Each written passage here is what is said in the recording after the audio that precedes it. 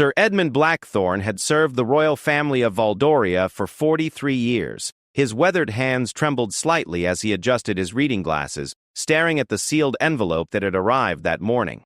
The return address bore the official seal of the Royal Archives, but it was the handwritten note attached that made his heart race.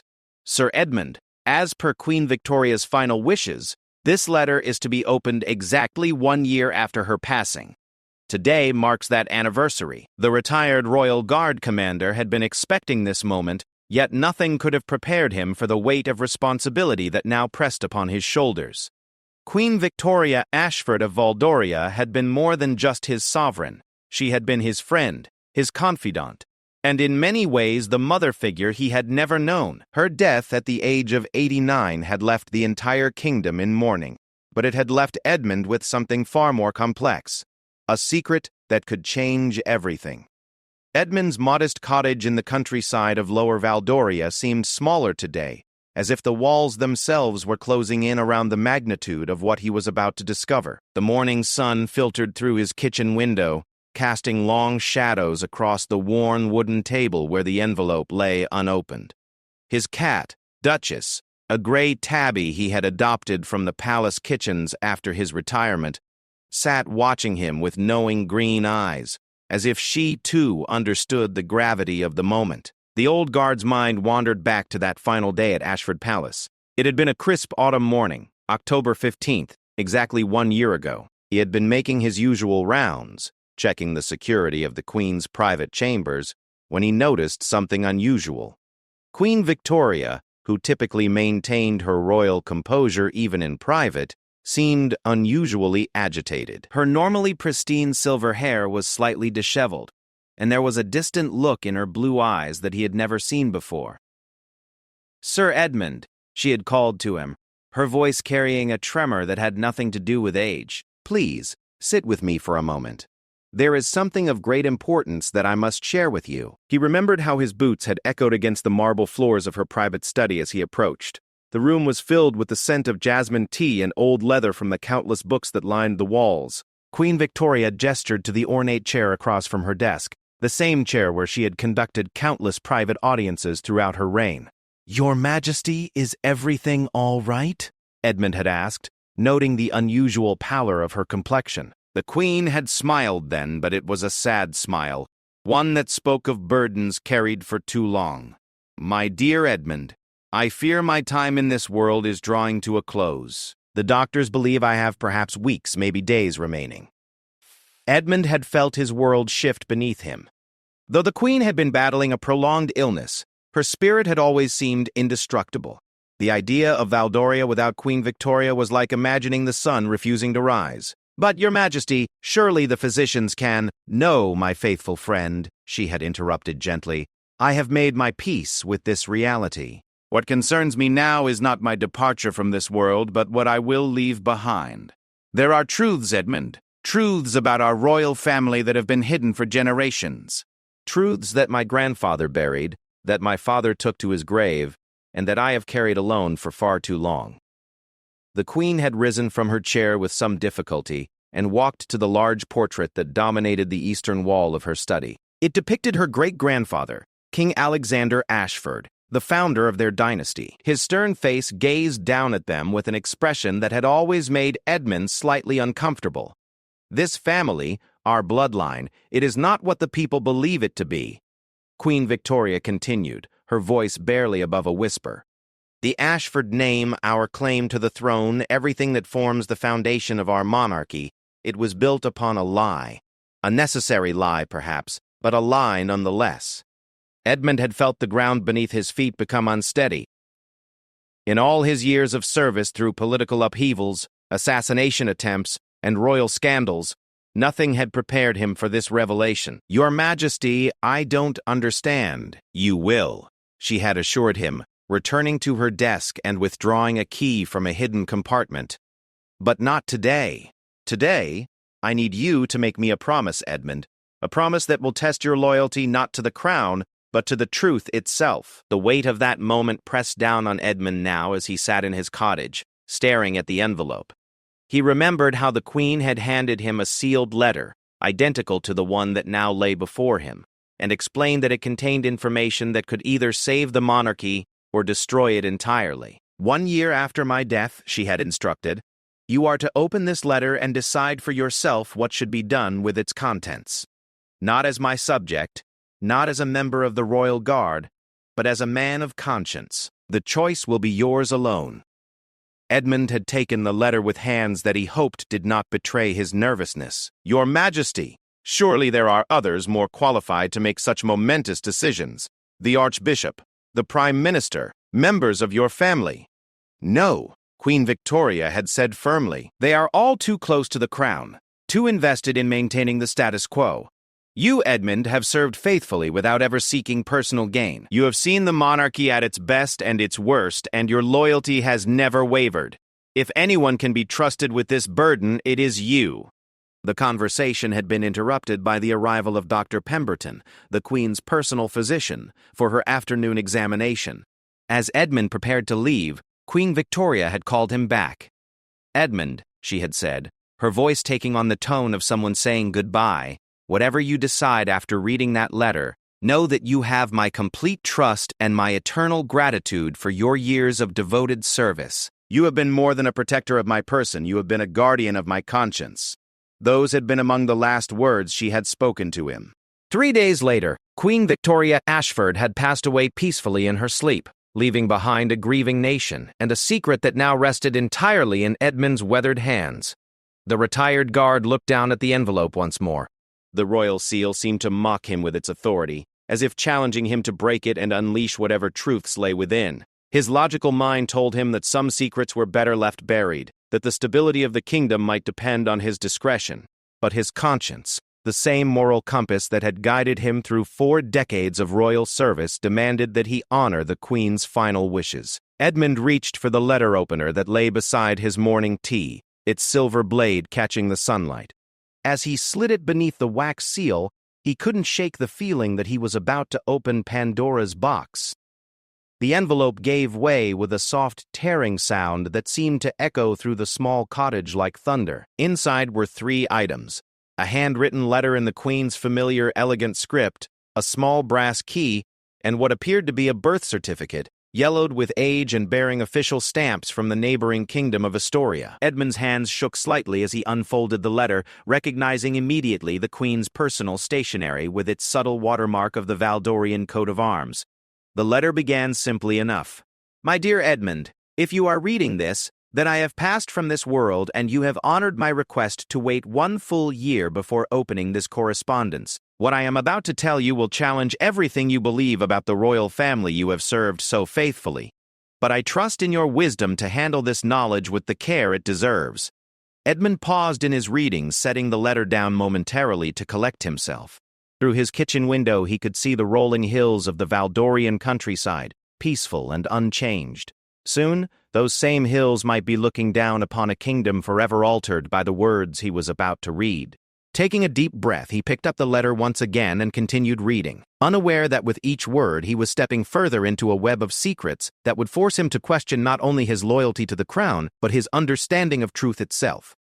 Edmund's eyes moved across the elegant handwriting as Queen Victoria's letter revealed its devastating contents. The words seemed to blur together as their meaning became clear, each sentence more shocking than the last. The man whom history remembers as King Alexander Ashford, the founder of our dynasty and my great-grandfather, was not born to rule. His true name was Alexander Harrington, and he was the illegitimate son of a merchant family from the neighboring kingdom of Astoria. The real Prince Alexander Ashford died of fever at the age of 17 during a diplomatic mission to Astoria, where young Harrington was serving as a translator for the royal delegation. Edmund set the letter down, his mind reeling. The foundation of the entire Valdorian monarchy was built upon an impostor? He looked at the birth certificate that had accompanied the letter, and sure enough, there it was. Alexander Harrington, born in Astoria to merchant parents, certified by official seals that appeared authentic despite their age. He forced himself to continue reading, though each word felt like a weight settling upon his shoulders. The resemblance between the 2 young men was remarkable, so much so that even members of the royal court had occasionally mistaken one for the other during the delegation's visit. When Prince Alexander fell ill and died suddenly, young Harrington found himself in an impossible position. The delegation was scheduled to return to Valdoria within days, and the prince's death would have meant revealing the failure of the diplomatic mission and potentially triggering a succession crisis, as the prince was next in line to the throne.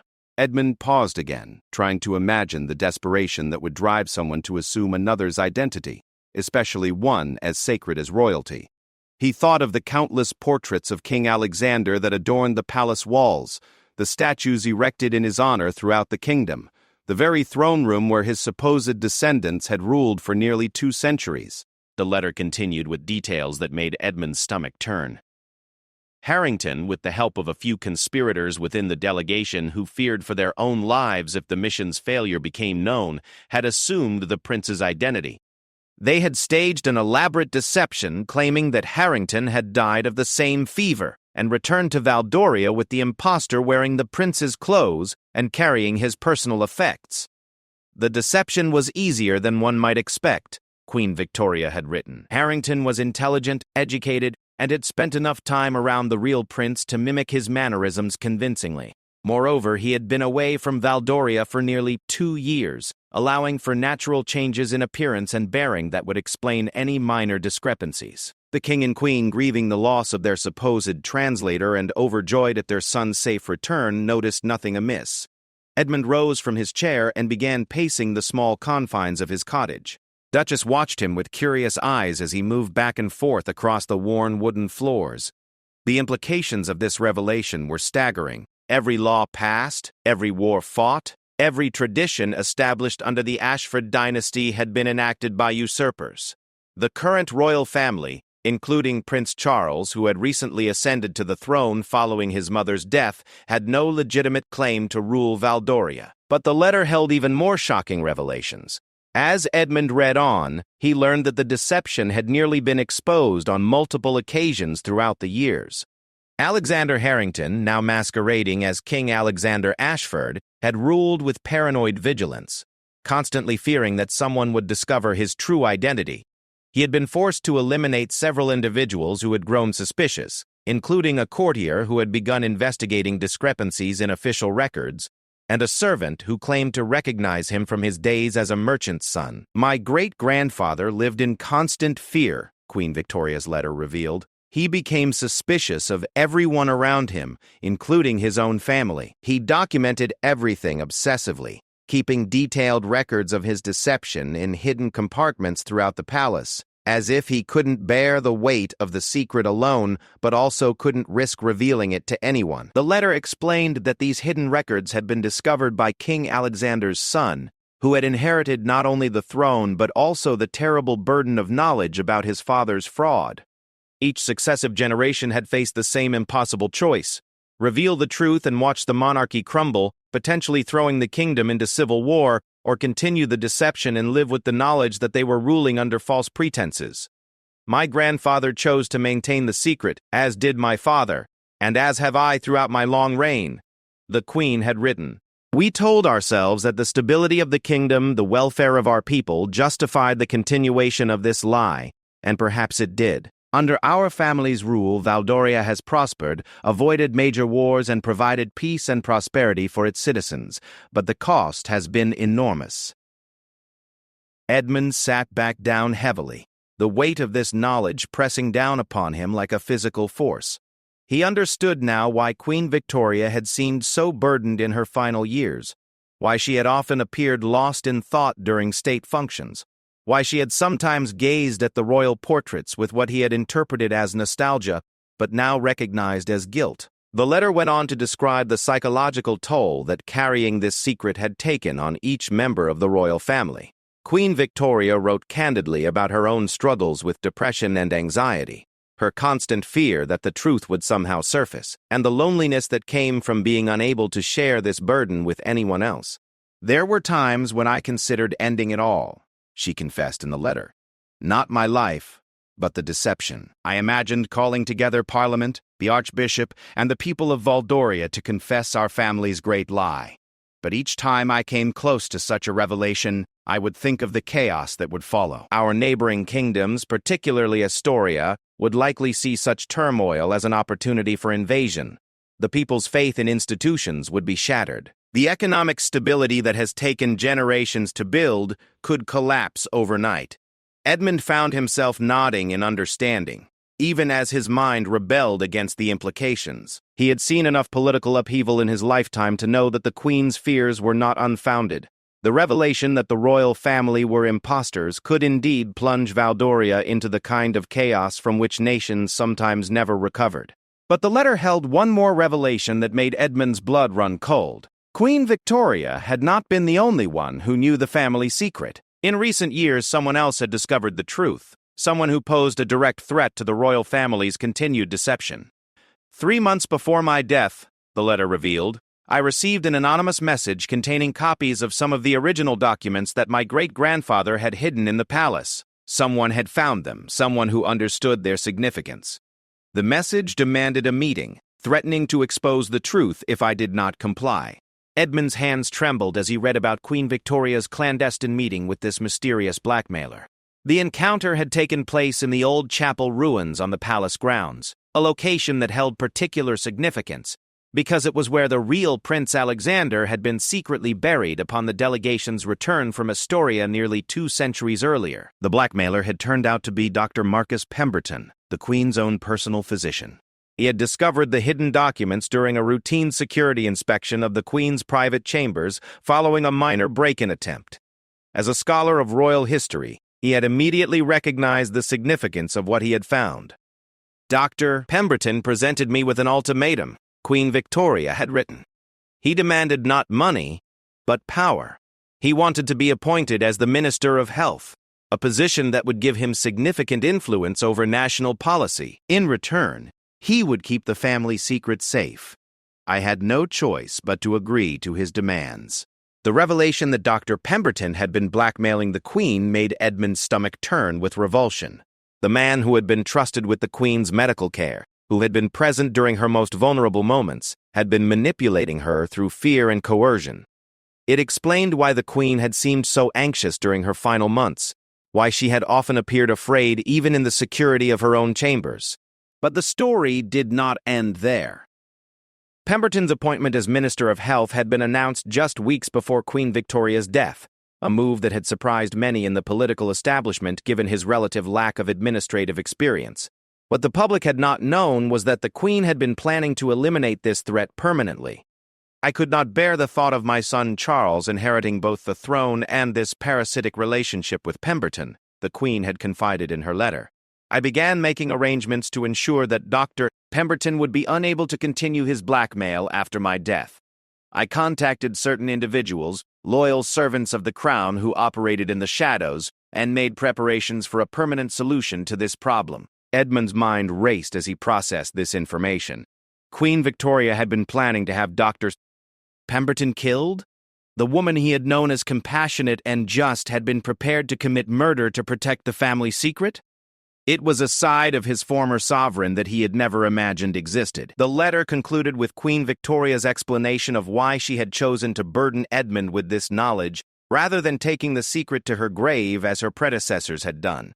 By entrusting the secret to someone outside the royal family, she hoped to give the monarchy a chance to reveal the truth on its own terms, rather than having it exposed by enemies or discovered by historians.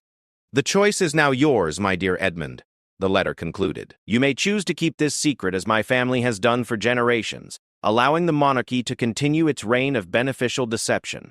Or you may choose to reveal the truth, knowing that such a revelation will likely end the Ashford dynasty, but might also free our kingdom from the burden of living a lie. I trust your judgment completely, whatever decision you make. Edmund set the letter down and stared out his window at the peaceful countryside beyond. Somewhere in the distance he could see the spires of Ashford Palace rising above the tree line, majestic and imposing as they had been throughout his lifetime. But now those same spires seemed different somehow, like beautiful monuments built upon quicksand, their grandeur hiding a foundation of deception that threatened to collapse at any moment. The brass key that had accompanied the letter lay on the table before him, and Edmund knew without being told what it unlocked.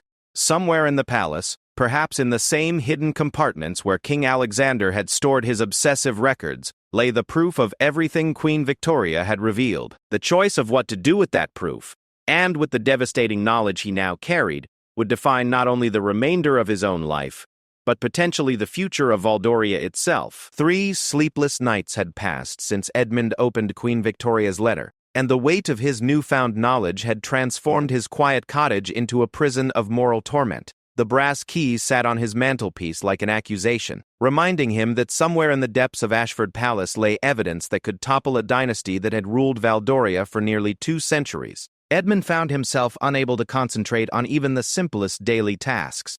His morning tea grew cold as he stared absently out the window.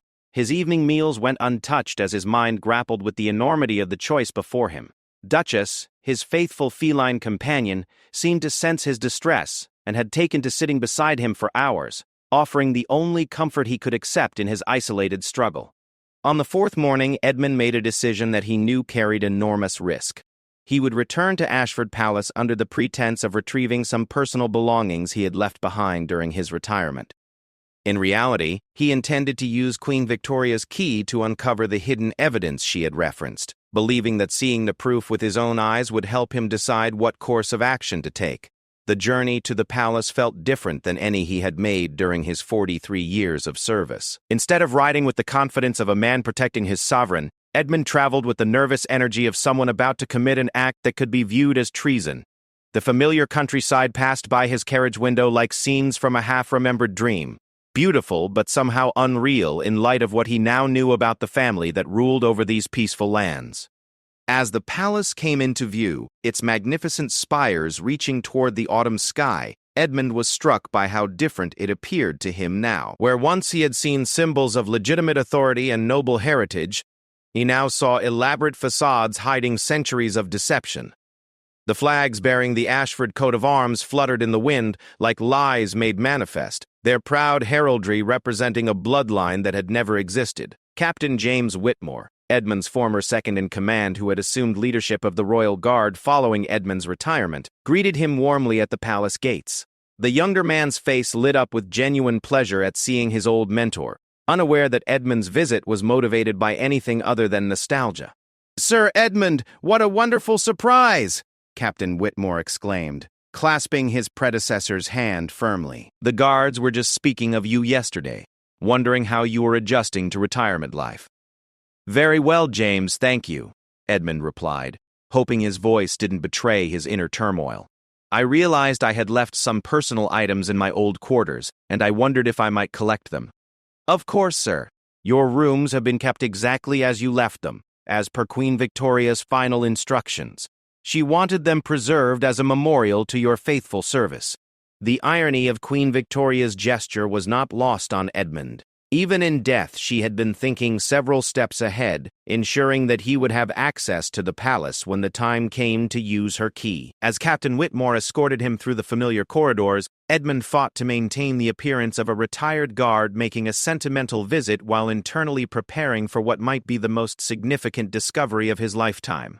"How is young King Charles adjusting to his new responsibilities?" Edmund asked, partly out of genuine concern and partly to gauge the current state of the royal household. Captain Whitmore's expression grew slightly troubled.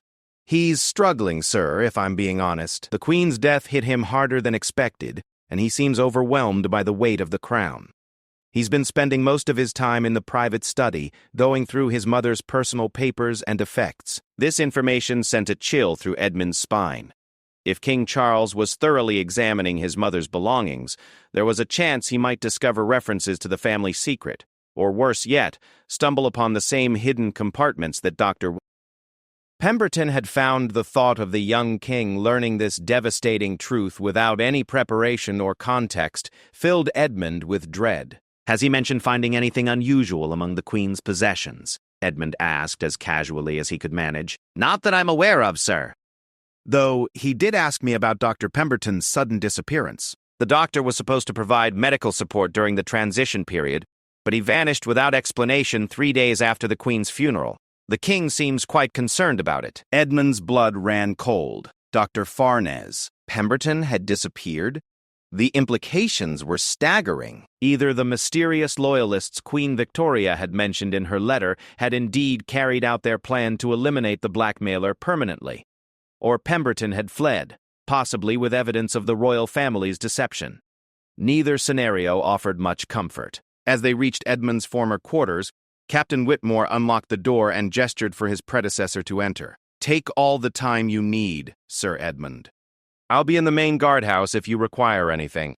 Once alone, Edmund quickly gathered a few personal items to maintain his cover story, then consulted Queen Victoria's letter once more to determine where the hidden compartments might be located. According to her instructions, the key would open a secret panel in the Queen's private study, behind the portrait of King Alexander that had dominated the eastern wall for decades. The challenge would be reaching the Queen's study without arousing suspicion. As a retired member of the Royal Guard, Edmund still had some freedom to move through the palace, but the private royal quarters were off limits except under specific circumstances. He would need to wait for the right moment and move quickly once he committed to the action. Fortune smiled upon him when he learned that King Charles had departed that morning for a meeting with Parliament, leaving the royal quarters unguarded except for routine patrols. Edmund waited until the guard rotation reached its predictable low point, then made his way through the servants' passages he had memorized during his decades of service. The Queen's private study appeared exactly as he remembered it from their final conversation. The scent of jasmine tea still lingered faintly in the air, and her reading glasses lay folded on the desk as if she might return at any moment to continue reviewing state papers. The portrait of King Alexander gazed down from its prominent position, the painted eyes seeming to follow Edmund as he approached with Queen Victoria's brass key clutched tightly in his hand. Following the letter's precise instructions, Edmund located a nearly invisible seam in the ornate frame surrounding the portrait. The brass key fit perfectly into a small hole that was cleverly disguised as part of the decorative molding. When he turned it, a section of the wall panel swung inward with a soft click, revealing a hidden compartment that had remained undisturbed for decades. Inside the secret space, Edmund discovered a collection that made his breath catch in his throat. Dozens of documents carefully preserved and organized told the complete story of the Ashford dynasty's fraudulent origins. There were letters written by the original conspirators, detailed maps showing where the real Prince Alexander had been secretly buried, financial records documenting payments made to silence potential witnesses, and even sketches comparing the facial features of the real prince with those of his impostor. Most shocking of all was a leather-bound journal written in King Alexander Harrington's own hand, chronicling his transformation from merchant's son to royal impostor. The entries, written in a mixture of guilt, fear, and desperate justification, revealed the psychological toll that the deception had taken on the man who founded the dynasty. "I am no longer certain where Alexander Harrington ends and Prince Alexander begins." One entry read, "The role has consumed me so completely that I sometimes forget my true origins. Perhaps this is for the best. A king who remembers being a commoner might prove to be no king at all." Another entry, written years later, showed the paranoia that had plagued the false king throughout his reign. "Today, I ordered the execution of Lord Pemberton, who claimed to have knowledge of my time in Astoria. I cannot be certain if his suspicions were justified, but I cannot afford to take such risks. The stability of the kingdom depends upon the continuation of this deception, no matter the cost in innocent blood." Edmund realized with horrifying clarity that Dr. Marcus Pemberton, the physician who had blackmailed Queen Victoria, was likely a descendant of the Lord Pemberton whom King Alexander had murdered decades earlier. The family had apparently passed down their suspicions through generations, waiting for the right moment to strike back at the royal family that had wronged their ancestor. As Edmund continued reading through the hidden documents, a fuller picture of the dynasty's dark history emerged. Each successive ruler had been forced to commit increasingly desperate acts to protect the secret. King Alexander's son had arranged the suspicious death of a court historian who had begun investigating discrepancies in official records. Queen Victoria's father had eliminated an entire family of servants who had discovered hidden correspondence in the palace walls. The royal family that Edmund had served so faithfully that the people of Valdoria revered and respected had built their rule upon a foundation of murder, blackmail, and systematic deception. The weight of this knowledge crushed down upon him like a physical force, making it difficult to breathe in the confined space of the hidden compartment. But perhaps the most disturbing discovery was a recent addition to the collection. A letter dated just 1 week before Queen Victoria's death, written in Dr. Pemberton's distinctive handwriting. The physician had apparently discovered this very hiding place and had left behind a final message that chilled Edmund to the bone. "Your Majesty," the letter began, "by the time you read this, I will have copies of all these documents safely hidden away where your royal assassins cannot reach them. My death will trigger their release to newspapers throughout Europe, ensuring that the truth about your family's fraudulent reign will finally be revealed. You may have won this battle, but the war for truth is far from over." Edmund's hand shook as he realized the full implications of what he was reading. Pemberton had anticipated his own murder and had prepared a dead man's switch to ensure that the royal secret would not die with him. Somewhere, copies of these devastating documents were waiting to be released, potentially at any moment. The sound of approaching footsteps in the corridor outside the study sent Edmund into a panic. He quickly gathered several of the most damning documents and secured them inside his coat, then closed the hidden compartment and pocketed Queen Victoria's key. By the time the footsteps passed by the study door, Edmund was standing casually by the window, appearing to admire the view of the palace gardens. As he made his way back to his former quarters to complete his charade of collecting personal belongings, Edmund's mind raced with the implications of what he had discovered. The choice Queen Victoria had presented to him was no longer simply a matter of whether to reveal a historical deception. It was a race against time to determine how best to manage a crisis that might be unleashed at any moment by Dr. Pemberton's posthumous revenge. The stable monarchy that Edmund had devoted his life to protecting was sitting atop a powder keg that could explode without warning, potentially plunging Valdoria into the chaos and civil war that generations of Ashford rulers had feared. And now, through circumstances beyond his control, Edmund found himself in the position of having to decide not just whether the truth should be revealed, but how and when such a revelation might best serve the interests of the kingdom he still loved, despite everything he had learned about its rulers. As his carriage carried him away from Ashford Palace for what might be the last time, Edmund clutched the stolen documents inside his coat and wondered if he had just committed treason against a fraudulent crown, or if he had taken the first step toward saving Valdoria from a much greater catastrophe yet to come. Edmund spent the next 2 weeks in his cottage studying the documents he had taken from the palace and wrestling with a decision that grew more urgent each day. The evidence of the Ashford dynasty's fraudulent origins was overwhelming, but it was Dr. Pemberton's final letter that haunted his thoughts. Somewhere, copies of these same documents were waiting to be released, and Edmund had no way of knowing when or how that revelation might occur. His anxiety reached a breaking point when Captain Whitmore arrived at his cottage, unannounced on a gray Tuesday morning, his usually composed demeanor replaced by obvious distress. "Sir Edmund, I apologize for the intrusion, but I need to speak with you urgently about a matter of national security," the younger man said, declining Edmund's offer of tea and pacing nervously across the small kitchen. "What's troubling you, James?" Edmund asked, though he suspected he already knew the answer. "It's about Dr. Pemberton's disappearance. We've discovered some disturbing information that suggests his vanishing might not have been voluntary."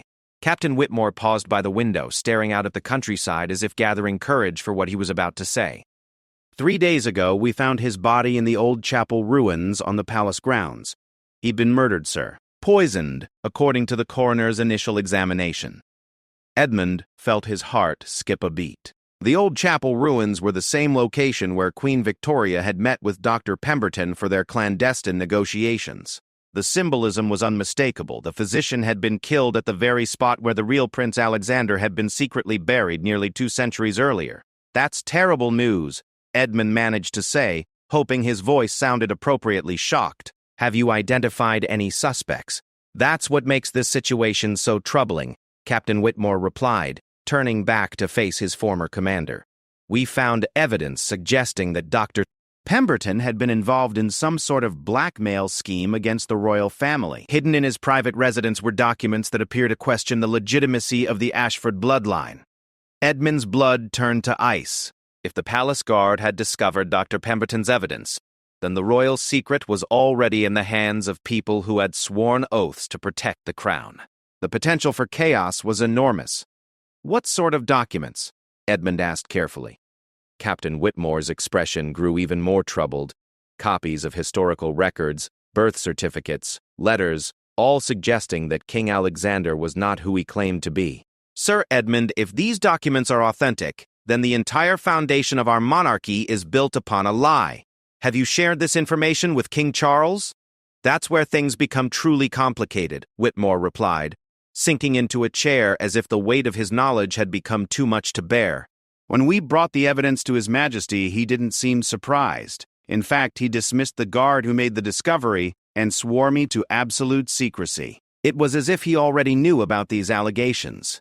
Edmund realized that King Charles must have found additional evidence among his mother's belongings, or perhaps Queen Victoria had shared the secret with her son before her death. Either way, the young king was now facing the same impossible choice that had tormented his ancestors for generations.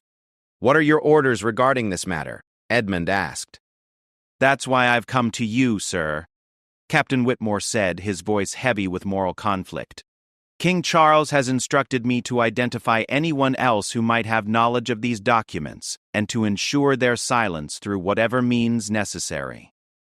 He specifically mentioned that Dr. Pemberton had been working with accomplices and that these individuals pose a threat to national security. The implications of this statement hit Edmund like a physical blow. King Charles was preparing to continue the family tradition of murdering anyone who threatened to expose their secret. Even worse, as someone who had served the royal family for decades and had access to sensitive areas of the palace, Edmund would likely be considered a prime suspect for having discovered the truth. "James," Edmund said carefully, "what do you believe is the right course of action?" The younger man was quiet for a long moment, staring at his hands as if they held answers to impossible questions. When he finally spoke, his voice was barely above a whisper. "I joined the Royal Guard because I believed in protecting something noble and just. I swore an oath to defend the crown with my life. But what if the crown itself is built upon murder and deception? How can I serve a king who orders the execution of innocent people to protect lies that were told before any of us were born?" Edmund recognized the same moral crisis that was tearing at his own conscience. Captain Whitmore had been a good man, honest and dedicated, and discovering the true nature of the royal family he served was destroying his sense of purpose and identity. "Have you spoken to anyone else about your concerns?" Edmund asked. "No, sir. You're the only person I trust enough to discuss this with. The other guards look up to me for leadership, but how can I lead them when I no longer know what we're supposed to be protecting?"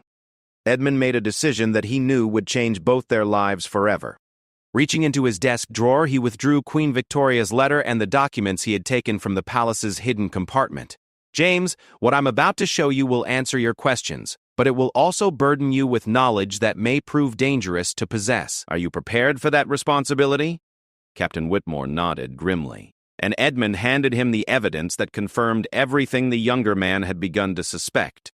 As Whitmore read through Queen Victoria's confession and examined the historical documents proving the dynasty's fraudulent origins, his face cycled through expressions of shock, disgust, and finally a kind of relieved understanding. "So it's all true," he said when he finished reading.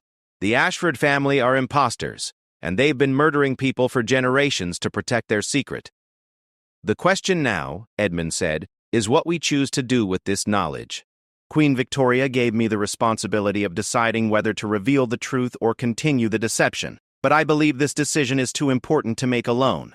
Captain Whitmore set the documents down on the table and looked directly at Edmund. "Sir, with respect, I don't think we have the luxury of choice anymore. If Dr. Pemberton really did arrange for these documents to be released posthumously, then the truth is going to come out whether we want it to or not. The only question is whether we help control that revelation or let it explode in chaos." "What do you mean?" "Think about it, sir. When Dr. Pemberton's evidence becomes public, King Charles will likely blame foreign agents or Republican conspirators for fabricating the documents. He'll use the revelation as justification for cracking down on dissent and consolidating power. But if the truth comes from within the royal establishment, from people like us who have served faithfully and have no reason to lie, it will be much harder to dismiss." Edmund realized that Captain Whitmore was right. The young man's military training had taught him to think strategically about crisis management, and his analysis of the situation was sound. They had an opportunity to shape how the truth was revealed, potentially minimizing the chaos and violence that might otherwise follow. "Are you suggesting that we should publicly expose the royal family's deception ourselves?" I'm suggesting that we should be prepared to do so if it becomes necessary to prevent greater harm, Whitmore replied. But first, we need to understand the full scope of what we're dealing with. If Dr. Pemberton really did arrange for posthumous release of evidence, we need to know when and how that might happen. Over the next several hours, Edmund and Captain Whitmore developed a plan that would require careful coordination and enormous personal risk. Whitmore would return to his duties at the palace and attempt to learn more about King Charles's preparations for dealing with potential exposure. Meanwhile, Edmund would investigate Dr. Pemberton's background and try to identify the mysterious accomplices who might be holding copies of the incriminating documents. As Captain Whitmore prepared to leave, he turned back to Edmund with the expression of grim determination. "Sir, I want you to know that whatever happens, I'm committed to doing what's right for Valdoria, even if it means betraying the oath I swore to protect the crown.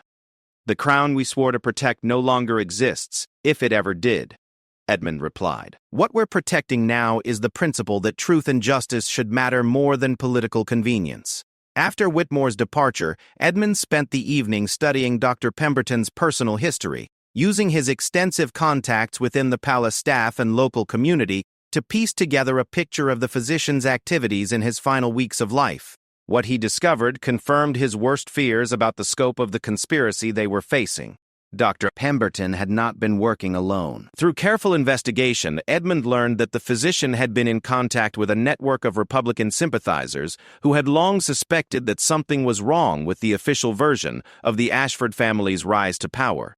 These individuals, led by a former court historian named Professor Margaret Thornley, who had been dismissed from her position years earlier for asking too many uncomfortable questions, had been conducting their own investigation into the dynasty's origins. When Dr. Goddard said Pemberton had discovered the hidden documents in Queen Victoria's study, he had shared copies with Professor Thornley's group, who had spent months verifying their authenticity through independent research.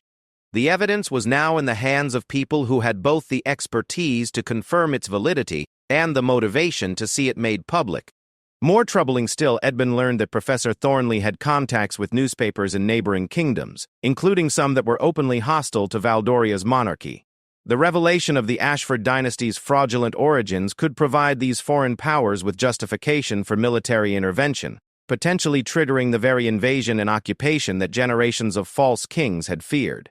As Edmund sat in his cottage that night, staring at the documents spread across his kitchen table, he realized that the situation had moved far beyond Queen Victoria's original choice between revelation and continued deception. The truth was going to come out, whether through Dr. Pemberton's network of Republican conspirators or through foreign intelligence services that had undoubtedly been alerted to the potential scandal. The only question now was whether Edmund and Captain Whitmore could find a way to control the narrative and minimize the damage to Valdoria's stability, or whether they would be forced to watch helplessly as their kingdom descended into the chaos and violence that had haunted the nightmares of every false Ashford ruler for the past 2 centuries. The crisis that Edmund and Captain Whitmore had feared came to pass sooner than either man had anticipated. On a cold November morning, exactly 6 weeks after Edmund had first opened Queen Victoria's letter, the Kingdom of Valdoria awoke to newspaper headlines that would change everything. Evidence reveals centuries of royal fraud. Professor Margaret Thornley had finally released Dr. P.R. Pemberton's evidence through a coordinated media campaign that simultaneously reached newspapers in Valdoria, Astoria, and 3 neighboring kingdoms. The revelation was thorough, devastating, and impossible to ignore. Photographs of the original documents, expert analysis confirming their authenticity, and detailed genealogical research proving the survival of the true Ashford bloodline in Astoria had been presented with scholarly precision that left no room for denial. Edmund learned of the exposure when Captain Whitmore arrived at his cottage before dawn, still wearing his Royal Guard uniform but with his face bearing the haggard expression of a man who had not slept in days. "It's over, Sir Edmund," he said without preamble. "The secret is out, and the kingdom is in chaos. King Charles has locked himself in the royal chambers and refuses to see anyone. Half the Royal Guard has abandoned their posts, and there are riots forming in the capital." Edmund had been expecting this moment, but the reality of it still hit him like a physical blow. "What is the official response from the palace?" "There isn't one yet," Captain Whitmore replied. collapsing into a chair. The king's advisors are completely divided. Some want to denounce the documents as foreign propaganda, while others are urging immediate abdication to prevent civil war. Meanwhile, Parliament has called an emergency session, and there are rumors that Astoria is mobilizing troops along our border. The sound of approaching horses interrupted their conversation, and both men moved to the window to see a royal carriage approaching the cottage at tremendous speed. As it drew closer, they could see that it bore the personal seal of King Charles himself. "Sir Edmund," Captain Whitmore said urgently, "the king must have sent someone to arrest you. We need to leave immediately." But Edmund shook his head, recognizing something in the carriage's approach that suggested desperation rather than authority. "No, James. "I believe we're about to receive a very different kind of visit." The carriage came to a halt outside the cottage, and to both men's amazement, King Charles himself emerged, dressed not in royal regalia, but in simple traveling clothes that did little to disguise his identity. His face was drawn and pale, aged years in the span of weeks, and his hands shook visibly as he approached the cottage door. Edmund opened the door before the king could knock, and Charles entered without ceremony, his royal composure completely abandoned. "Sir Edmund, Captain Whitmore," he said, his voice hoarse with exhaustion and stress, "I have come to ask for your help, though I have no right to expect it after what my family has put this kingdom through." "Your Majesty," Edmund began, but Charles raised a hand to stop him. "Please, no titles. I am no longer certain I have any right to them." The young man, who had inherited both a crown and a terrible secret, looked around the modest cottage as if seeking some anchor of reality in a world that had suddenly become unrecognizable. "I know that you have been investigating my family's history, Sir Edmund. I found evidence in my mother's study that someone had accessed the hidden compartments. I also know that you must have discovered the truth about our fraudulent claim to the throne." Edmund exchanged a glance with Captain Whitmore before responding. "Yes, Your Majesty. Yes, I know the truth. Queen Victoria entrusted me with that knowledge before her death." King Charles nodded grimly. "She told me she had made arrangements for someone to carry the burden if I proved unable to handle it myself. I suspect she knew even then that this day would eventually come." "What do you intend to do?" Captain Whitmore asked. "That's why I've come to you," Charles replied. "I could attempt to fight these revelations, declare martial law, and try to maintain power through force. My advisors tell me that some of the military units would remain loyal, at least initially.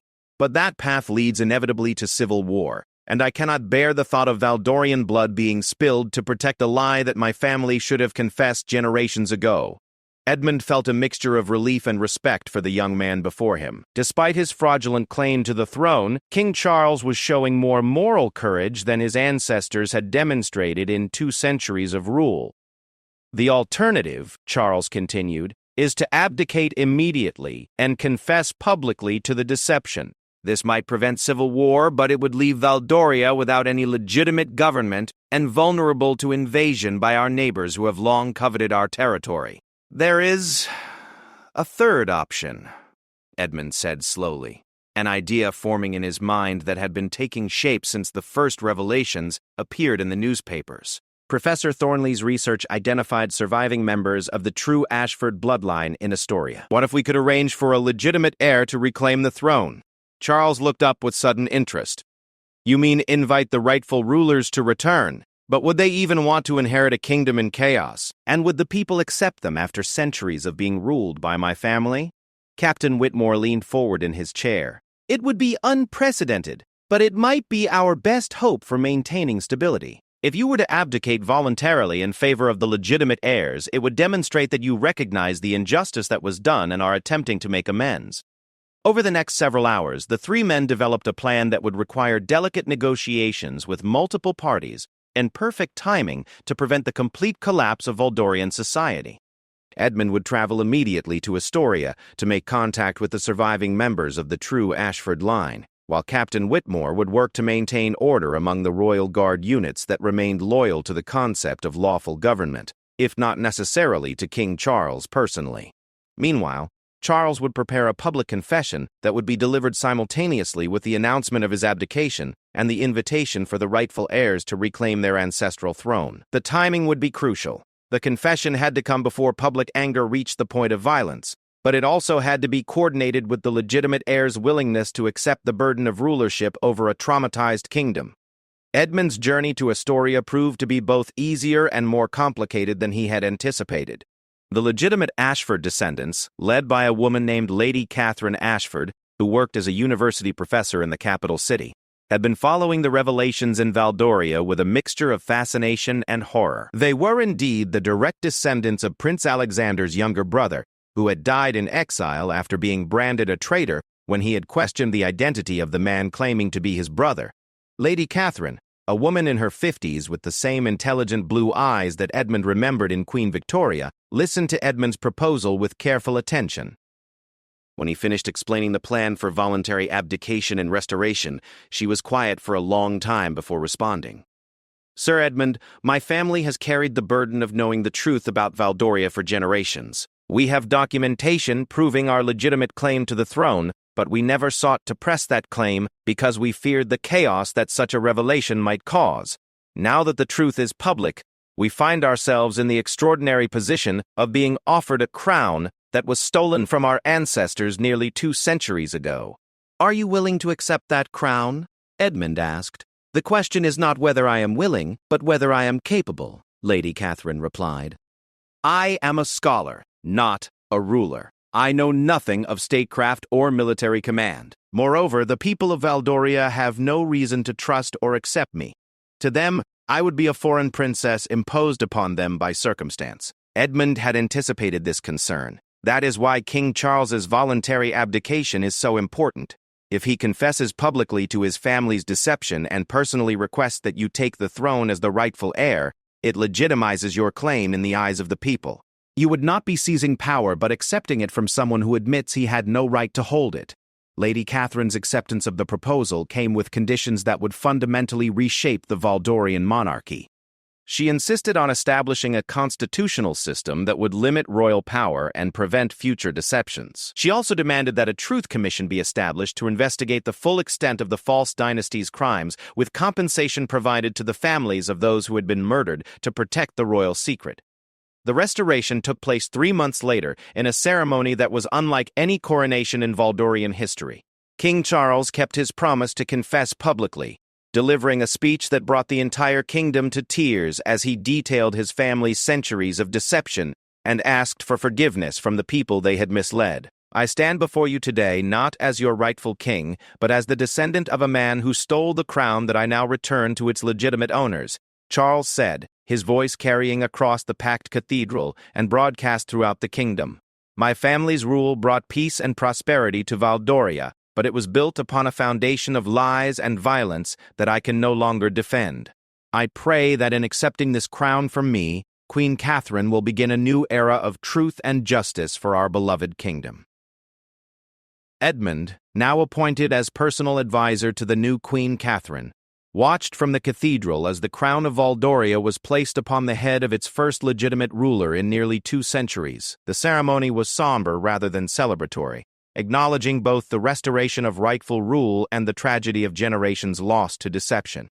In the months that followed, Queen Catherine proved to be a wise and capable ruler, implementing the constitutional reforms she had promised while working to heal the divisions that the revelation of the royal secret had created. The Truth Commission she established documented the full extent of the false dynasty's crimes, leading to the proper burial of victims who had been secretly murdered over the centuries, and the establishment of memorials honoring those who had died protecting the truth. King Charles, now known simply as Charles Harrington in acknowledgement of his true heritage, remained in Valdoria as a private citizen, using his knowledge of palace operations to assist in the transition. His public confession and voluntary abdication had prevented the civil war that many had feared, though adjusting to life as a commoner proved to be its own challenge for a man who had been raised to believe he was born to rule. Dr. Pemberton was posthumously pardoned for his blackmail attempts, and honored as a truth-teller who had helped expose one of history's greatest royal deceptions. Professor Thornley was appointed as the kingdom's chief historian, tasked with ensuring that the true story of the Ashford dynasty would never again be hidden from the people of Valdoria. As for Edmund, his role in revealing the truth and facilitating the peaceful transition had made him something of a folk hero throughout the kingdom. But the old guard found his greatest satisfaction not in public recognition, but in the knowledge that he had fulfilled Queen Victoria's final wish by choosing truth over comfortable lies, even when that choice had required extraordinary courage and sacrifice. Standing in the palace gardens on the first anniversary of Queen Victoria's death, Edmund reflected on the journey that had brought him from loyal servant of a fraudulent crown to trusted advisor of a legitimate queen.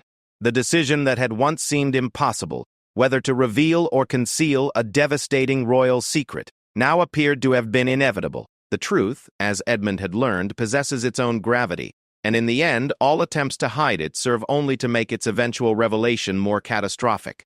The kingdom of Valdoria had survived the revelation of its greatest deception, emerging stronger and more honest than it had been in centuries. And in a small cottage in the countryside, a brass key that had once unlocked terrible secrets now served as a paperweight for documents establishing new protections for truth and transparency in royal governance, ensuring that future generations would never again inherit the burden of living lies that their predecessors had been too afraid to confront.